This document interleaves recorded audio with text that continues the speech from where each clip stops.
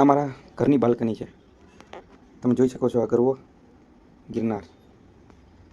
આજે એક આગળ ચાલતા 60 વર્ષના બાપાને બાઇક લઈ અને વિચાર એવો કે 20-25 વર્ષ પછી આપણે પણ અહીં હોઈશું. તો જિંદગીમાં એવું તો 20 વર્ષમાં શું કરશું કે જેથી આપણે મતલબ મજા આવે, અથવા આપણે આ કરવું છે એવું એનું લિસ્ટ બનાવીએ.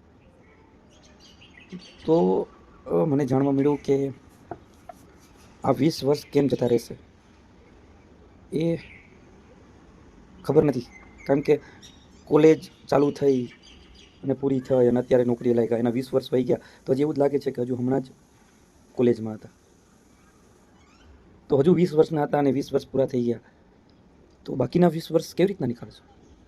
તો શું છે આ દુનિયામાં આવવાનો મારો હેતુ?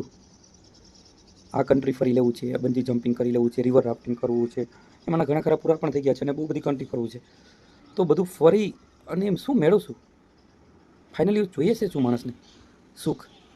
તો એ સુખની શોધ ક્યારે કરશું? આવી રીતના બહાર ફરવા જઈને, મિત્રોને મળીને કે પછી પાર્ટી કરીને ક્યાં સુધી આવા સુખની પાછળ દોડશું?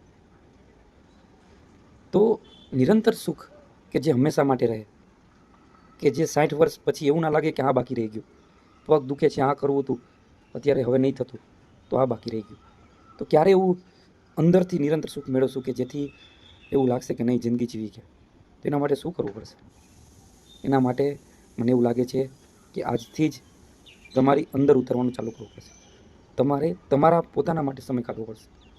તમે શું કરવા આવ્યા છો, શું કર્યું છે ને શું કરશો, એનો સવાલ પૂછવાનો અને એનો જવાબ મેળવવાની ટ્રાય કરવી પડશે. તો એ ક્યારે કરી શકશો આ બધું? કે જો તમે તમારી જાતને દરરોજ એકલા 1 કલાક માટે આપી શકશો, તો એના જવાબ મળતા થઈ જશે. તો મિત્રો, આવી ભાગદોડ ભરી જિંદગી જીવી લીધી, હવે તમારી જાતને ક્વેશ્ચન પૂછવાનું ચાલુ કરો કે ક્યારે હું અટકીશ?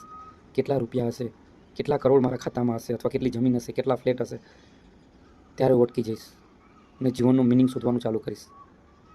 તો સમય જતો રહે અને 60 વર્ષ 70 વર્ષ પછી એવું લાગે કે યાર આ બાકી રહી ગયું. એ પહેલાં આ ક્વેશ્ચનોનો જવાબ મેળવવાનું ચાલુ આજથી જ કરી દો, જેટલી પણ તમારી એજ હોય એ. અને નિરંતર સુખની પ્રાપ્તિ માટે શું શું કરી શકાય એની શોધ ચાલુ કરી દો. ધન્યવાદ.